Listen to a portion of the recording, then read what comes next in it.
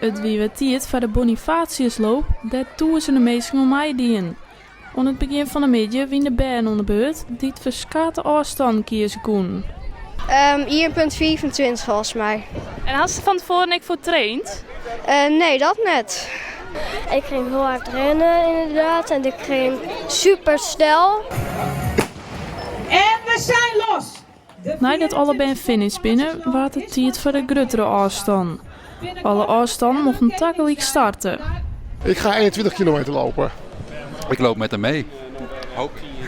En doe je hem dat vaker? Ja, zeker. Ik loop ook wel hele marathons, maar ook wel kortere afstanden. Dus is een makkie. Ja, zou je wel kunnen zeggen.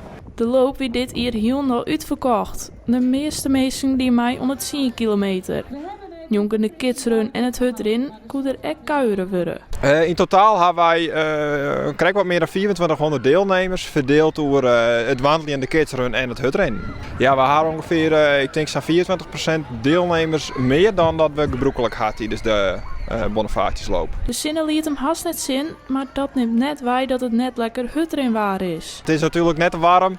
Het is rond de 14 graden om en erbij, dus dat is voor het hutrennen perfect. Het waait een beetje, dus we worden net te warm. Nou, de temperatuur is volgens mij wel prima en het zonnetje schijnt af en toe, dat is ook goed.